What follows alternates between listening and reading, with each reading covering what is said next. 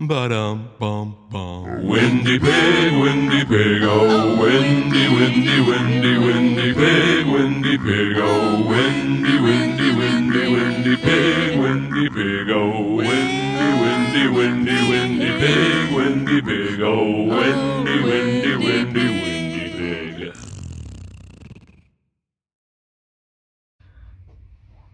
Yesterday that tester let me down and I got fed up with it, so I had to think and remember there's a way to test these coils with a little simple workup, and I'll tell you how it works. So the way a ignition coil works is you've got two sets of windings around a single core. So a single coil in the middle, outer windings which is the primary, and inner windings which is secondary.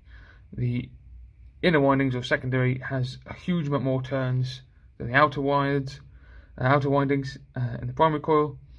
And what happens is you put current through the outer coil, the primary side, which is induced a magnetic current.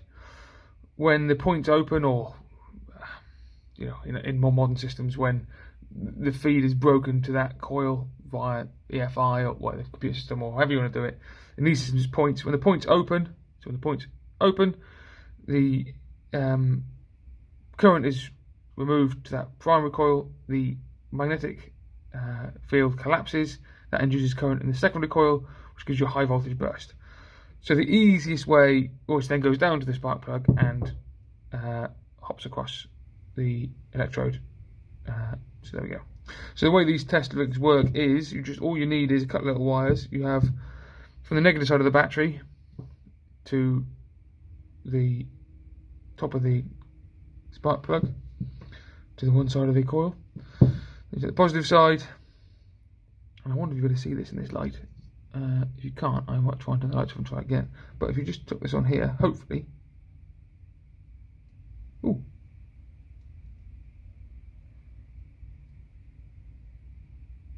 I can hear something. Let me turn these lights off and see if we can see it.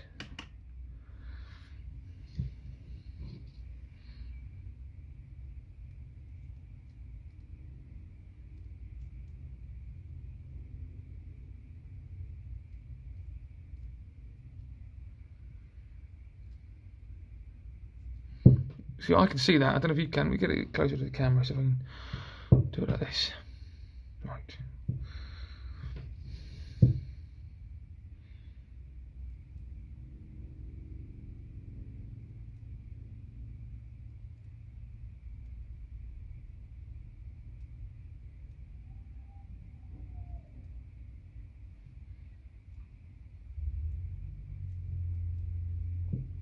You can just see that, I think. I think you can just see that. I mean, it's definitely got a spark there. Let me try the other light off as well. It's in the bloody pitch black. Not quite pitch black, is it? It's a bit light in here still. Bugger. Hang on, let me try again.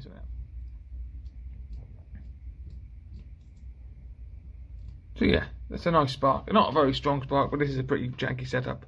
But that tells me this coil is fine, which is good for my next part of this job. So that was successful. It's worth noting that you can do the same thing with 12 volt coils, as long as you've got 12 volt power supply.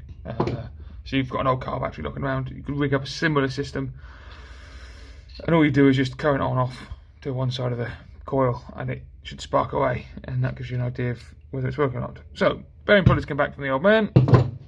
I'm going to get the bearings off of this, if we can, and then see how bad the shafts are. These are a pretty awkward thing to use because they're not really the right sort of puller for this sort of bearing. But I'm fed up with trying to wait to do stuff, so I'm just going to get on with it really.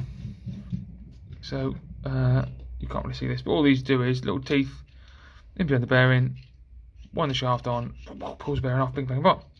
Easy McPeasy. If we can do this without cack-handing it, which is often the way we do things. I'm not quite a cack-handed human being. Oh, is it going to be long enough? Oh, you're joking. Oh, you little. So it looks like my bearing pullers aren't long enough to go on that side. Well, we'll do this side, it's got a short shaft. Might have pressed the other one off some other way. It's annoying. It's very annoying, in fact.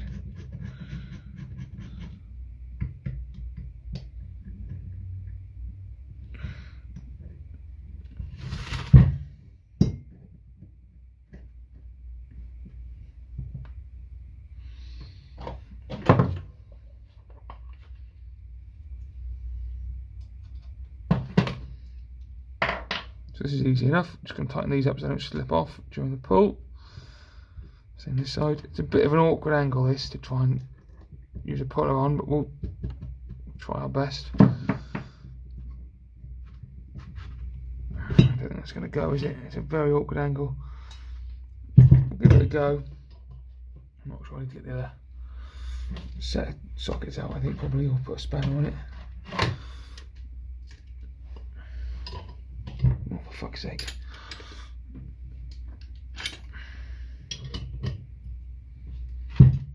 Let's see how we go.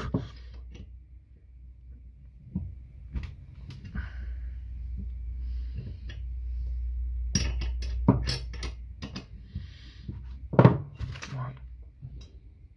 Both are just on that bearing.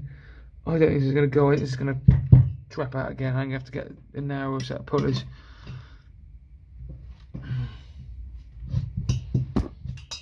Yeah, it's not pulling straight. Look at that. It's not even pulling straight. That's a waste of time, really. I'm just going to damage something if I keep going. Oh no! Here we go.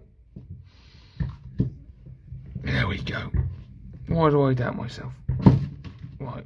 What we'll do now is we'll now line that up a bit more straight. And that'll be easier to pull in.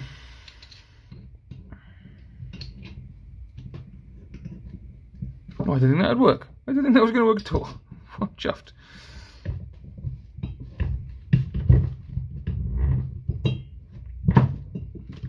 Let's come in.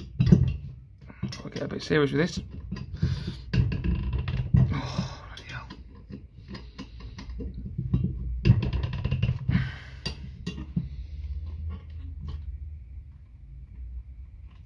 Okay, very nicely.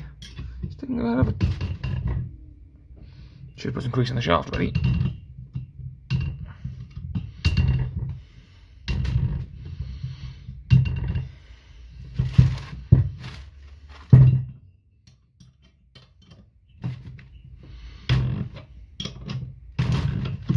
It's getting a bit easier. Oh, yeah.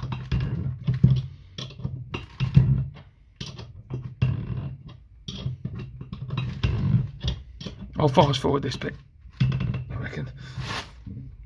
Because it's proven to be a right pain in the ass. And this shows me that this wasn't done properly, because this shouldn't be this bad. Because these are brand new bearings and they're only pressed on. They shouldn't be this bad.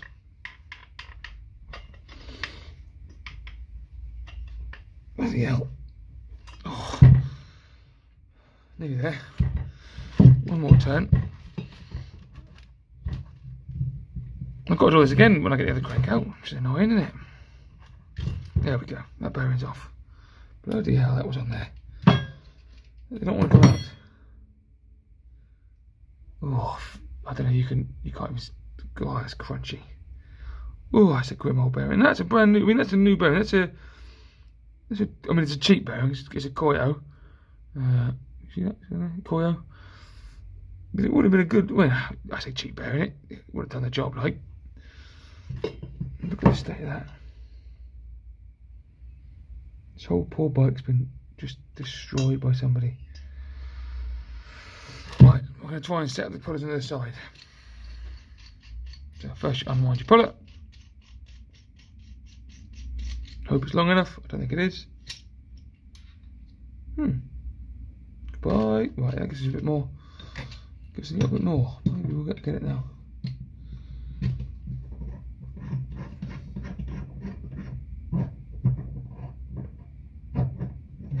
We need that ready.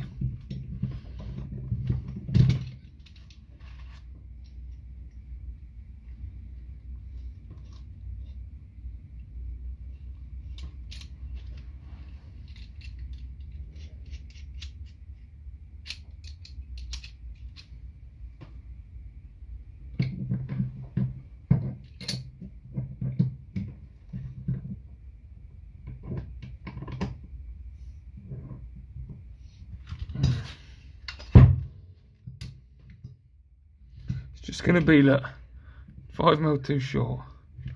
How distressing. I'm going to try it without the cap on. But I think without the cap on it's just going to slip off because we're at a funny angle. Let's try.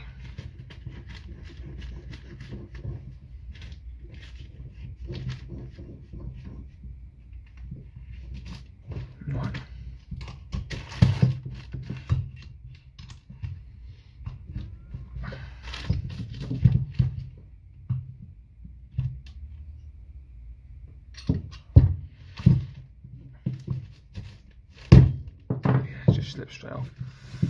That's frustrating. Because the other one came off quite nicely in the end. I haven't got another set of legs for this puller.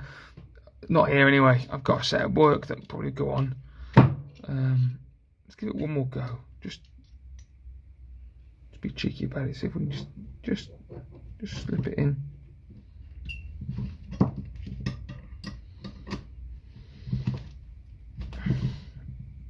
Yeah, same again. Just slip straight off. That's a shame. Because if we can get that off, we could. But it's a shame really, because if we could get that bearing off, we could punch that shaft out of there, that bearing out of there. And we could have the crank off, and then I've got these two halves of the crank that I can then use. Cut down. What a shame. Oh well. Did actually manage to get the bearing off, but I forgot to press record. So just so you know, both bearings are off. That sat soaking in some diesel again, and I think tomorrow I'll take it up to the old man's, heat it up, stick it on the press, get it out hopefully. The other bit of good news today was this finally arrived. Replacement tank for the 550. So the original one over there, which is a much nicer blue, was leaking. It was leaking from this plate underneath. This plate underneath here. Now whether it was stress or just rust, it obviously vibrated enough that it was leaking around this welded plate. Not badly, but enough that the garage stank of petrol. So this, I think, looks like it might have been the same colour once upon a time. See there? It's a nice light blue. Same as the other one over there. And as far as I know the history of it, someone spray painted it matte black without doing any prep work to it. You can see that if I turn it over, you can see where the back plate is gathered around the Kawasaki logo. So I might try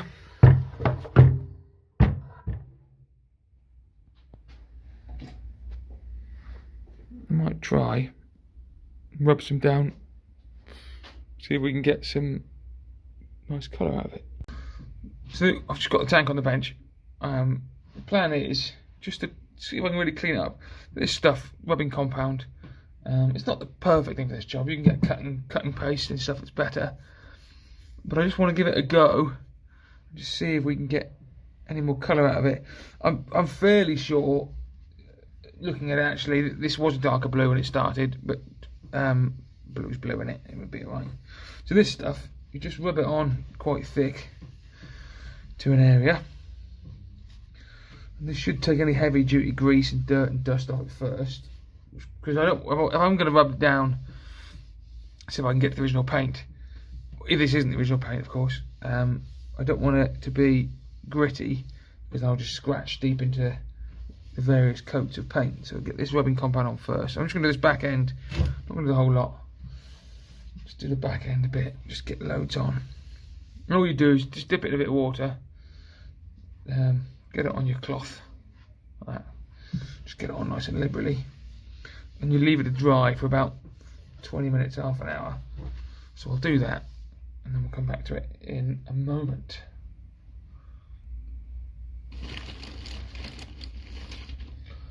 So that's all dried now. You can see it's gone through like a dry, almost like a dust. Now I should be able to just rub this off, and that'll take all the grease and shit and dirt and crap off it, and might be something nice to cut underneath. We'll find out.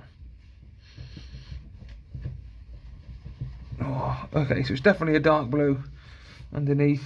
That light blue isn't going to come out, but yeah, that looks good. I don't know when it comes out on the camera. It needs properly polishing, because at the moment it's going to have little swirls in it. But I've got a buffing cloth somewhere. But yeah, this is going to come up nicely, I think, this tank. Giving it a good clean. So I'm going to do that all over.